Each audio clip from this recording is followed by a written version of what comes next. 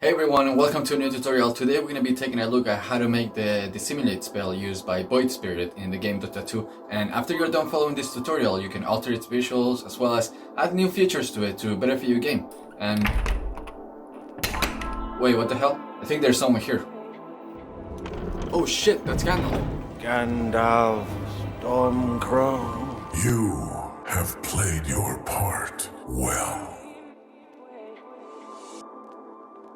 I have never encountered a wizard who didn't bore me. Be silent! Keep your forked tongue behind your teeth. I have not passed through fire and death to bandy crooked words with a witless worm. Shitty wizard. Here we are in a project I have already set up. There is a directional light, ground plane, my camera, player, and a list of enemies. If we take a look at my projects folder, you will see I have materials for enemy, ground, and player, then scripts for both player and enemy, URP settings, and the scene we are currently in. Let me hit play so you can see what these two scripts do. They are both very simple scripts that allows the player to move on all directions, and the enemy script handles enemy health and wandering functions, which basically moves the enemy to a random position every couple of seconds. You do not need this to follow through with the tutorial, this is just for demo purposes. Alright, let's begin by creating a particle system called Dissimilate. I will reset its transform to center it on the map, then move it to the side a bit so I can see it a bit better. Set its duration and lifetime to 2 seconds, then speed to 0, so that they stay stationary. Under shape settings, change its shapes to sphere and radius to the minimum possible so that they spawn at the center. You will notice the particles clipping through the ground, and we do not want this. We want them to be flat on the ground. Go to render settings and change its render alignment to local, then head back up here and enable 3D rotation. Set its X value to be -90 and voila, it is now flat on the ground. However, you might have noticed this flickering. That is because it is at the same height as my ground plane, so let's head to shape settings once more and increase the position on the Y-axis to something very low so that it is just above the ground. 0.02 works best for me. Okay, let's assign the material. I'm going to import a circle texture I have quickly created into my project. You can find a link to it on the description down below. Once you have imported it, check alpha is transparency and click apply. Create a new material called circle material and change its shader to be the URP's particle unlit. You can do whatever shader you want to use, this is just an example. Drag the circle texture into the base map.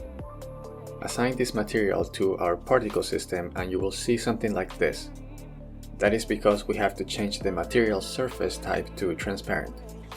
Cool. Now add a sphere collider to the Dissimilate game object and set its size to whatever size you want it to be. This will be the clickable area, and make sure to check its trigger to avoid unwanted collisions in your game. Back in our particle system, I'm going to try to fit the particle start size to the collider like this. 2 seems to work for me. Great. Now enable size over lifetime and select a curve going down. Go back up here and disable loop, then hit play so we can preview it. Okay, not bad. I will change its rate over time to 5. That looks much better. Enable color over lifetime and add a keyframe at 70 and another one at 10. Then set the alpha of the first and last keyframes to 0 to make them fade in and out. Okay, it's looking great. Add a new C# script to the Dissimilate game object called Dissimilate. Now we will create the other rings around it by simply selecting the Dissimilate game object and while holding Ctrl, press D as many times as you want, depending on how many rings you wish to have. Grab all these duplicates and make them a child of the original by simply dragging them into it. We need to position this. I'm going to drag this... Okay, I think 2 units seems to work best. I will add 2 units to each transform on a different direction and then change all their names to Dissimilate to remove their numbers. I think it looks odd with the numbers inside parentheses. You can keep them like that if you want. This does not affect the spell at all. Okay, I'm happy with this. We need 2 more particle systems. I will duplicate one of these, drag it outside to unparented, remove its collider and script, then rename it Highlight FX. Change its material to be the default material that comes with Unity. Disable size over lifetime. Remove its rate over time and add a burst of 5 particles. Okay, now make it a child of the Dissimilate once again and reset its transform so that it is at the center. For the next particle system, duplicate the Highlight FX and rename it Finish FX. Let me move it to the side real quick so I can see it better, then head over to Shape Settings and change its shape to Circle and change its radius to fit your other visual effects. And also you will need to rotate it 90 degrees on the X-axis. Change its burst particle count to something high, I will do 200. Lower its start size, I think 0.5 is fine for now.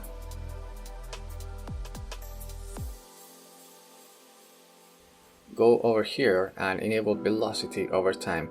Under linear X, make it a random between 2 constants. For the first Y value, I will do something very low and then second one something like 1. Okay, great. But the particles are flat as if they were on the ground, and we do not want that, so change its render alignment to view and disable 3D rotation. Nice. I will lower the start size to 0.2. It's going a bit too slow, so I will change its duration and lifetime to 1 second, then increase the simulation speed to 2. Change its start lifetime to be a random between 2 constants and give it a bit more randomness to it.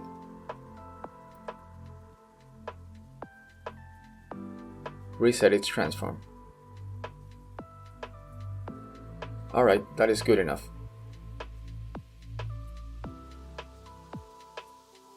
I think we have spent enough time on its visuals. Let's write some code, so open up the Dissimilate script. Begin by creating a bunch of public floats. Duration, damage, radius, and destroy effects delay. They are all pretty self-explanatory. A public game object called Highlight FX. A new list of type Dissimilate, then yet another public game object which we will call Caster and Finish FX. We do not need to see this in the inspector because we will set it through code, so just add this hide inspector above it. A new public of type Dissimilate and hide it in the inspector as well. We will need 3 booleans to control our loops. A chosen, which is false by default, hover, false by default, and is dead, false by default.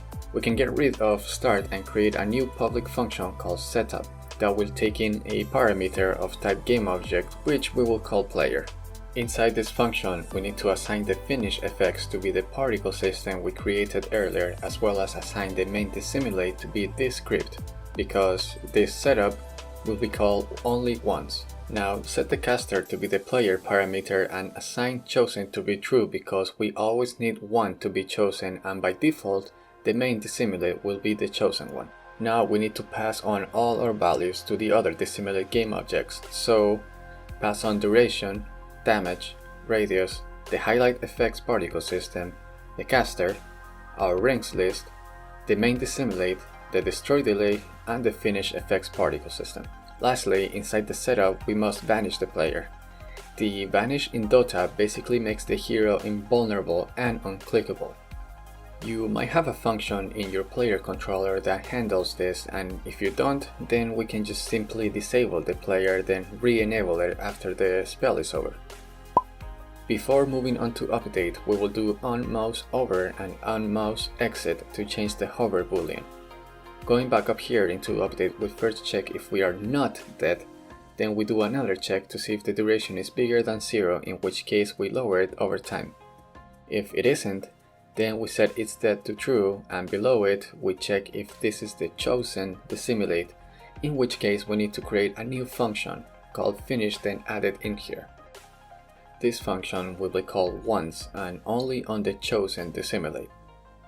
Below this we need to do our selection, so if we press the mouse left click and we are also hovering over this Dissimilate, then we create yet another function called selection that takes in a parameter of type Dissimilate, which we will call exclude. Then go back in here and do a for each loop to loop through all our Dissimilate rings and call this selection function using this Dissimilate. Great! Now inside the selection function we need to check if the parameter we are passing is equals to this Dissimilate, in which case we set chosen to true, as well as move the highlight FX particle system to this Dissimilate's position, and if it isn't, then we simply set chosen to false. All done with selection. Let's collapse these and go down to finish. Inside here we need to move the player to this Dissimilate's position, then unbanish it. In my case, we simply re-enable the game object. We have to damage all units inside this Dissimilate, so do a overlap sphere to get all the colliders inside our radius, then run a for each loop to damage them. I do not know how you have set up damaging enemies in your game, but here is an example how I have it on my project. We assign the enemy script to a temporary variable called enemy, then check if we have actually assigned this variable, in which case we access the enemy script and call the damage function using the damage variable. Let's take a quick glimpse at my enemy script so you can see how I handle damage. So, the damage function takes in a parameter of type float, then we lower the health using this float, and lastly check if the health is equals or smaller than 0 and kill the enemy if that is the case. Pretty simple stuff. You should have something similar to this in your game. Back in our Dissimilate script, we need to unparent the finished particle system, enable it, and then set its position to be this Dissimilate's position. Lastly, we destroy the particle system using the destroy delay, as well as destroy the main Dissimilate game object instantly. Alright, we are done coding this script. We need to do one more thing though. Inside your player controller or whoever is casting this spell, we need a reference to the Dissimilate prefab, then under update, say if we press space, then we create the Dissimilate prefab. Make sure we assign this to a temporary variable, because we need to do one more thing, and that is access the Dissimilate script and call the setup function using this game object as the caster. Hit save, then let's head back into Unity. We have to assign all these values now. Remember, you only have to do this on the main Dissimilate, because once we call the setup function, we pass on all the information into the other Dissimilate scripts, so long as they are inside our list called rings, right? So, select the main one and holding shift make sure you grab all your Dissimilate rings and drag them into our list. If you check the other rings, their list will also fill, and this does not matter because when we call the setup, it will override whatever you have assigned to them. Just because I like having things nice and neat, I will just reset them and keep the list on the main Dissimilate. Okay, so for duration I will do particle system is 2 seconds, so I will do 2 seconds as well. Damage to 1, radius to same as my sphere collider, so that will be 1. Destroy delay to 2 seconds, and I think, yeah, that's fine. Lastly, drag the highlight FX particle system in here. To make a prefab of this, just select and drag it into your project folder. Now, if its color changes to blue, then it means it is a prefab, so we can just delete it from the scene, then assign this prefab to our player controller. Save it, hit play, and let's check it out. Nice! One more thing I want to show you is how easy it is to add more rings. Simply open your prefab, then duplicate one of the rings and move it to whatever location you wish it to be. Now all you have to do is add it to your list of rings, then you're done.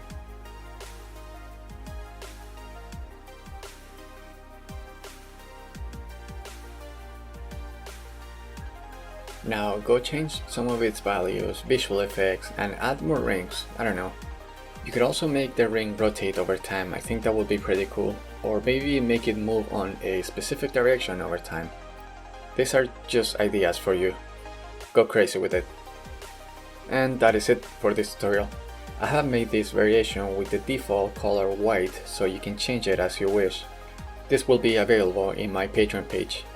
Thanks to all my Patreons, I really appreciate you guys, and thank you for watching, and hopefully I will see you guys in the next video.